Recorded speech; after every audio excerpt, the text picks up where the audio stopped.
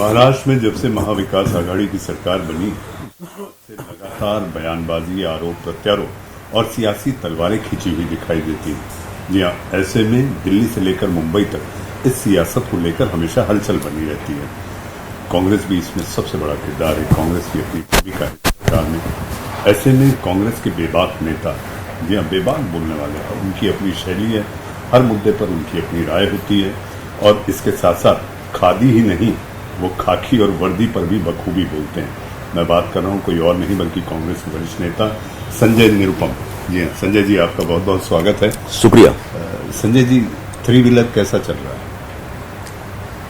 नहीं, सरकार तो मजबूत स्थिति में है और जो अपोजिशन है वो बहुत ही धीरे धीरे कमजोर होती चली जा रही है। और मैं देख रहा हूँ कि तीनों पार्टियों ने मिल करके जो हाल में जो कोविड का संकट तैयार हुआ था उससे निपटने में मेरे ख्याल से काफी कामयाबी मिली है। बस ठीक है, सरकार अच्छी चल रही है, इसमें कोई शक नहीं है। जी, सरकार अच्छी चल रही है, लेकिन यहाँ से रोज कुछ न कुछ ऐसी बातें सामने आ जाती हैं जो देश की खबरों में अपनी जगह बना देती हैं। कभी परमवीर सिंह वर्दी, सरकार के साथ अगर वर्दी आमने सामने हो जाए, पुलिस बनाम पुलिस होता दिखाई दे रहा है। तो मुझे ऐसा लगता है गवर्नेंस में, संजय जी, आप खुद वरिष्ठ नेता और इसके साथ साथ आप खुद सांसद हैं, क्या आपको लगता है कि ये व्यवस्था के लिए बेहतर है इस तरह से वर्दी बनाम वर्दी, खादी बनाम वर्दी? देखिए, सरकारें जब काम करती हैं तो चुनौतियां आती रहती हैं और सरकार के लिए जिम्मेदारी ये होती है कि उन चुनौतियों से कैसे निपटे। मुझे लगता है परमवीर सिंह या अनिल देशमुख वाले प्रकरण में जो चुनौती सरकार के सामने आई है, सरकार ने बड़ी पारदर्शिता के साथ उससे निपटने की कोशिश की। आज अनिल देशमुख जो हमारे गृह मंत्री थे, उनके ऊपर एक आरोप लगा और उस आरोप के तहत वो जेल में हैं। लेकिन जो आरोप लगाने वाला व्यक्ति है वो मुंबई का पुलिस कमिश्नर, एक सीनियर आईपीएस ऑफिसर जो ठाणे का भी कमिश्नर था। मुंबई में वर्षों तक वो डीसीपी, एडिशनल सीपी वगैरह काम कर चुके।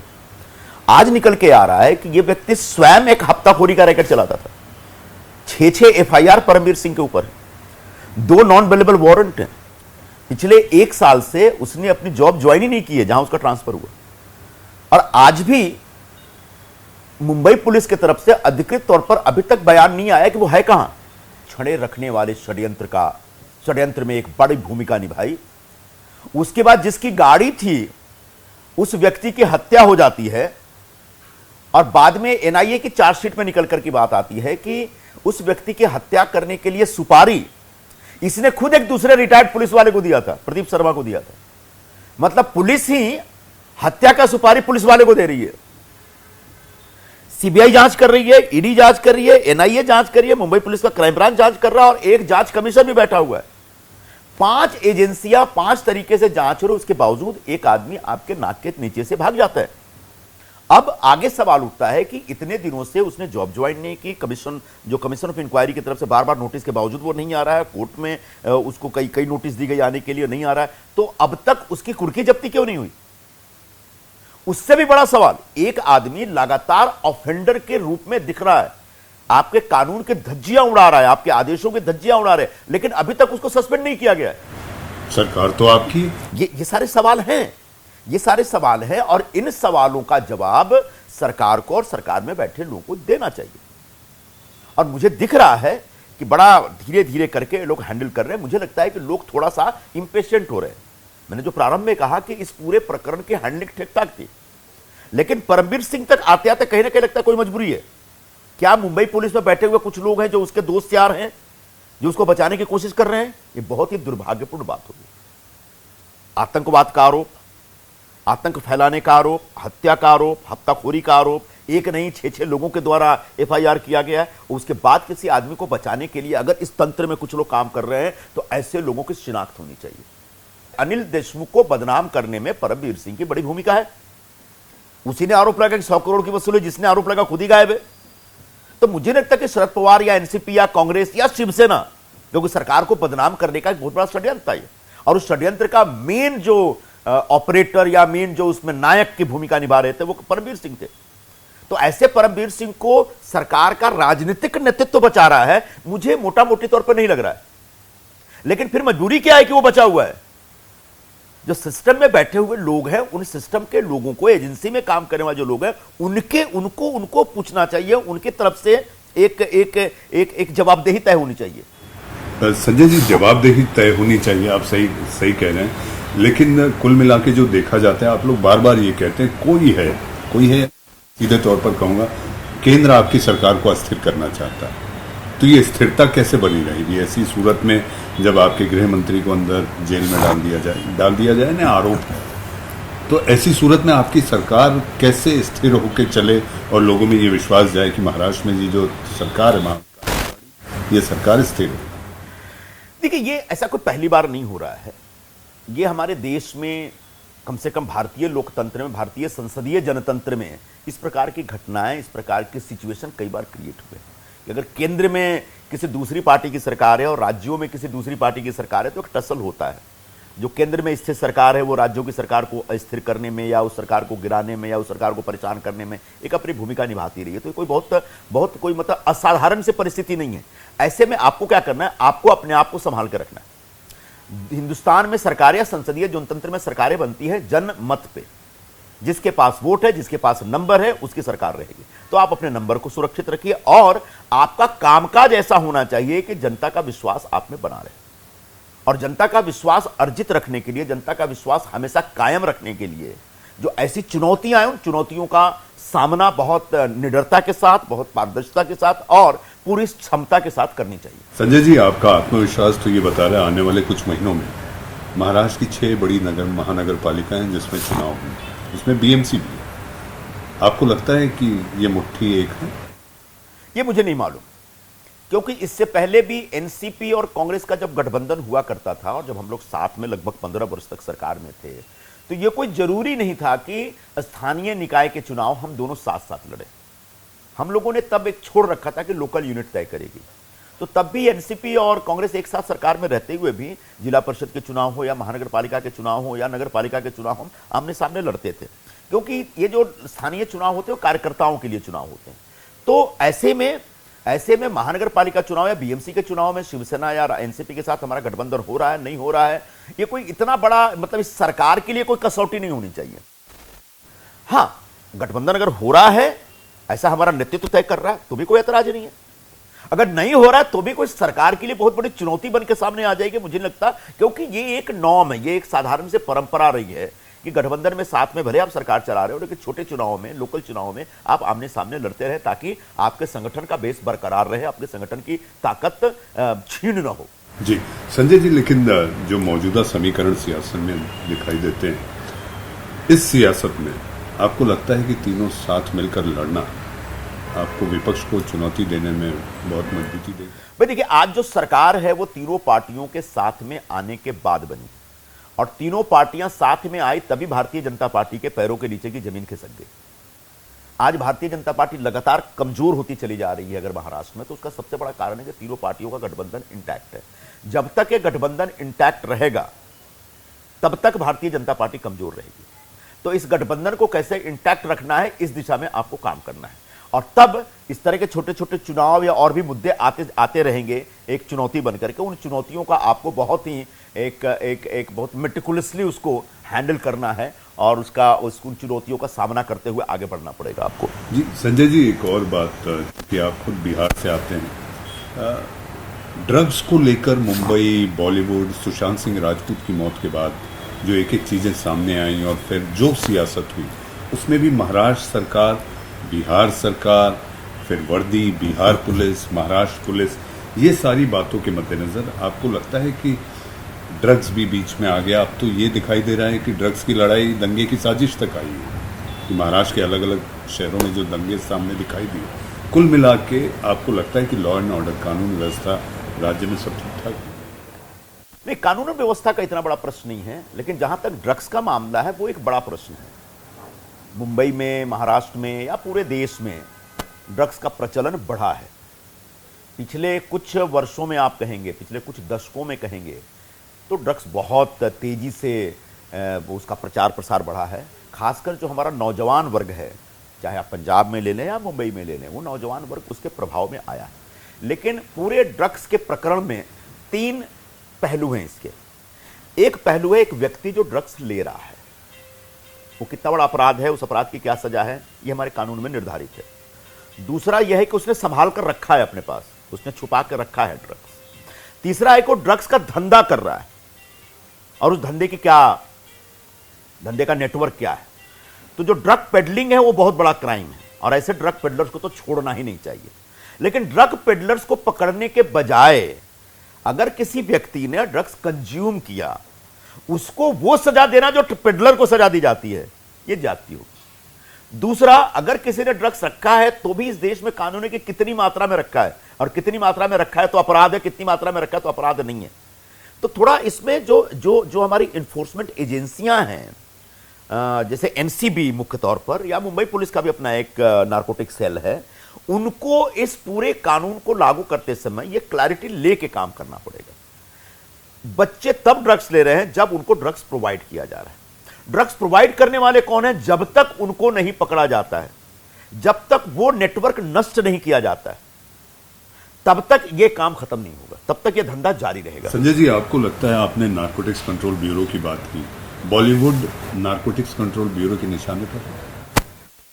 देखिए, बॉलीवुड में बड़े पैमाने पर लोग हैं जो ड्रग्स लेते हैं, इससे इनकार नहीं कर सकते। बड़े बड़े स्टार हों या छोटे स्टार हों या डायरेक्टर हो या असिस्टेंट डायरेक्टर, बहुत लोग हैं। अब ड्रग्स में भी अलग अलग तरह के ड्रग्स लेने के इश्यूज है। कुछ लोग गांजा खूब लेते हैं, कुछ लोग कोकीन लेते हैं, कुछ लोग एमडी, वीड, पता नहीं क्या क्या चीजें हैं वो सब लेते हैं। तो सबके अलग अलग प्रकार हैं। लेकिन मैं या कोई भी व्यक्ति इस देश में नहीं कह सकता कि बॉलीवुड में ड्रग एडिक्ट नहीं है। हाँ, एक जमाना था जब ड्रग्स नहीं लेते। अमिताभ बच्चन तो ड्रग्स नहीं लिए, धर्मेंद्र तो ड्रग्स नहीं लिए, जितेंद्र तो कभी ड्रग्स नहीं लिए, आज भी अनिल कपूर तो ड्रग्स नहीं था, अक्षय कुमार ड्रग्स नहीं लेते। लेकिन बहुत सारे लोग हैं जो ड्रग्स में ही जिंदा है, ड्रग्स में ही एक्टिंग कर रहे हैं। तो ऐसे लोगों की वजह से पूरा बॉलीवुड बदनाम हुआ, इससे इनकार नहीं कर सकते। हाँ, ऐसे लोगों को की शिनाख्त होनी चाहिए। उनने अगर कुछ किया है, ड्रग्स ले रहे हैं, तो उसको रोकथाम में लगाना चाहिए। और ऐसे लोग जो बड़े बड़े स्टार हैं, उनको सामने से आकर ड्रग्स के खिलाफ एक कैंपेन में शामिल होना चाहिए। जब तक ये नहीं होगा तब तक एनसीबी को हमेशा एक मौका मिलेगा बॉलीवुड पर निशाना साधने का। और यही वजह है कि सुशांत सिंह राजपूत, जिसके बारे में निकल के आया कि ड्रग्स के शिकार वो भी थे, और सुशांत सिंह राजपूत की मृत्यु के बाद लगातार जिस तरीके से बहुत सारे नाम निकल के आए, वो बड़ा शॉकिंग है। पूरे समाज को शॉक लगा है। हम लोग को मालूम है उन लोग क्या ले रहे हैं।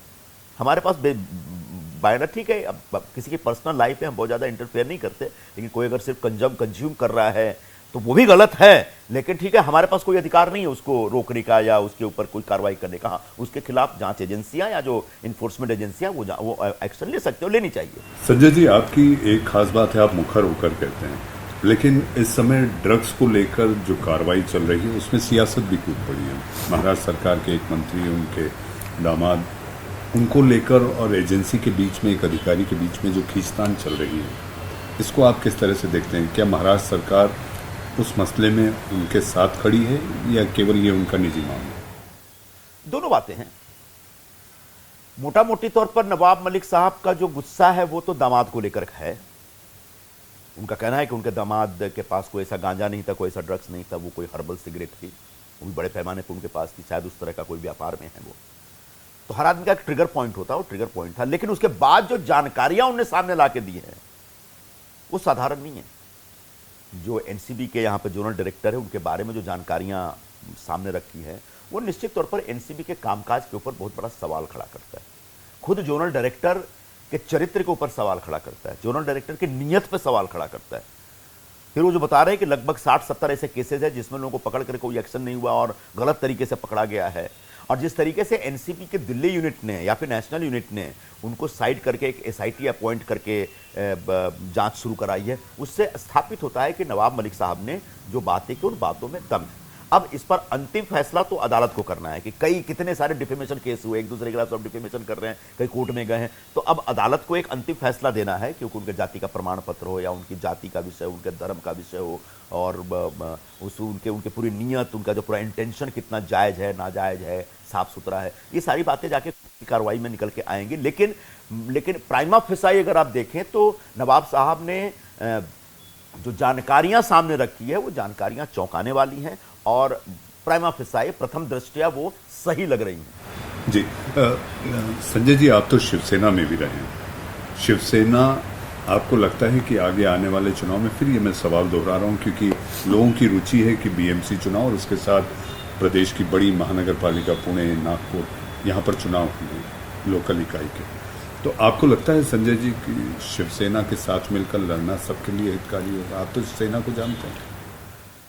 अब ये मुझे लगता है कि इस बारे में फैसला अपने नेतृत्व को करना है कि साथ में लड़ना है कि नहीं लड़ना। अगर नेतृत्व आपसे पूछता है, वरिष्ठ नेता है मुंबई के, कांग्रेस के आप वरिष्ठ नेता हैं, तो आप क्या सुझाव देंगे?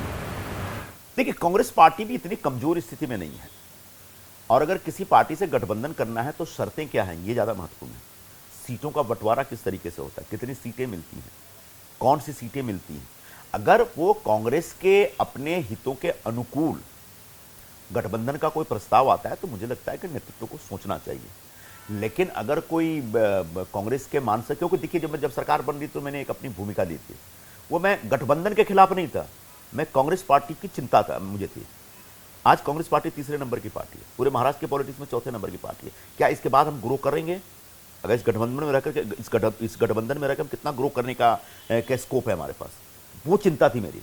ठीक है, लेकिन आखिरकार एक शीर्ष नेतृत्व का फैसला हुआ और उसको स्वीकार किया, और उसको स्वीकार करना चाहिए सभी कार्यकर्ताओं को। यहां पर जो आपका सवाल है वो सवाल है कि भाई शिवसेना से गठबंधन होना चाहिए कि नहीं होना चाहिए। अब गठबंधन की शर्तें क्या है, गठबंधन का प्रस्ताव क्या है, कितनी सीटें हैं, कौन सी सीटें हैं, इसके आने के बाद इस पर एक राय जाहिर की जा सकती है कि हाँ होना चाहिए कि नहीं होना चाहिए। जी संजय जी, आखिरी सवाल, अपने आप में ये एक पहला ऐसा वाक्य रहा होगा जब गृह मंत्री खुद लापता हो गए थे और वो सामने नहीं आ रहे थे। परमबीर और गृह मंत्री की ये लड़ाई सरकार को कितना नुकसान? नहीं, मुझे अच्छा लगा कि आखिरकार अनिल देशमुख जी ईडी के ऑफिस में स्वयं गए और उन्होंने अपने आप को ईडी के हवाले किया और कोर्ट की प्रक्रिया, जो अदालत की प्रक्रिया, उसमें शामिल हो गए। क्योंकि क्या होता है, अनिल देशमुख या हम जैसे जो लोग हैं, हम लोग पॉलिटिकल लोग हैं। विजय माल्या फरार हो सकता है, ललित मोदी फरार हो सकता है, मेहुल चौकसी फरार हो सकता है, परमबीर सिंह भी फरार हो सकता है, लेकिन एक राजनीतिक व्यक्ति जो रिप्रेजेंटेटिव होता है समाज का, जिसमें लाखों लोग जिसको वोट देते हैं, जिसके अंदर एक आस्था जगाते हैं, विश्वास जगाते हैं, उसके सामने अगर कोई संकट आ गया तो फरार नहीं होना चाहिए। क्यों भागना? कानून को एक फैसला, कानून को अपनी कार्रवाई करने का हक है, कानून को वो मौका देना चाहिए। इसलिए मुझे अच्छा लगा वो आ गए। अब अपने आप में एक दुखद मामला तो है कि एक राज्य का गृह मंत्री इतने बड़े आरोपों को झेल रहा है, लेकिन पहली बार कोई मंत्री ऐसे आरोपों को झेल रहा है ऐसा भी नहीं है। इस देश में कई मंत्री इस तरह के आरोप जो बाद में कई बार बरी होकर निकल के आए। अभी खुद छगन भुजबल साहब के बारे में जो खबरें आ रही हैं, आखिरकार बरी हो रहे हैं। हमारे देश में एक व्यवस्था यह होनी चाहिए कि जिस व्यक्ति को आपने आरोपों के तहत या फर्जी या सही आरोपों के तहत अंदर डाला, अगर वो बरी होता है तो उसकी जो पीड़ा थी, उसका जो संत्रास था, उसका कॉम्पनसेशन कौन देगा? मुझे नहीं मालूम अनिल देशमुख बरी होंगे या सजा भोगे, मुझे नहीं मालूम। लेकिन अगर मान लीजिए बरी हो जाते हैं तो ये जो सजा, ये जो बदनामी पार्टी के ऊपर, उनके ऊपर, उनके परिवार के ऊपर, जो यातना उनने जो भोगी है, उसका कॉम्पनसेशन कौन देगा? शायद अब समय आ गया है कि सुप्रीम कोर्ट के माननीय जज लोग इस दिशा में भी थोड़ा ध्यान दें और कुछ एक मार्गदर्शन करें देश की सरकारों को या जेल अथॉरिटी को या पुलिस अथॉरिटी को। वरना लोग फर्जी आरोपों में फंस जाते हैं, बदनाम हो जाते हैं, सजा भी भोगते हैं, पूरी तकलीफ पीड़ा में रहते हैं, उसके बाद पता चला कुछ हुआ ही नहीं था। यह नहीं होना चाहिए। संजय जी, आपने वक्त निकाला, हमसे बात की। जी हाँ, महाराष्ट्र की सियासत की महाभारत में, जी हाँ, संजय एक महाभारत में थे जो पहले से चीज़ों को देखकर अपनी बात बताया करते थे, संवाद स्थापित करते थे। सियासत की महाभारत में हमारे साथ संजय निरुपम है, जिन्होंने अपनी राय और अपनी सोच के तहत बताया है कि महाराष्ट्र में आखिर क्या हो सकता है, वो भी बेबाकी से और मुखर होकर। संजय जी, आपने हमसे बात की न्यूज़ इंडिया से, आपका बहुत बहुत धन्यवाद। शुक्रिया, बहुत बहुत शुक्रिया।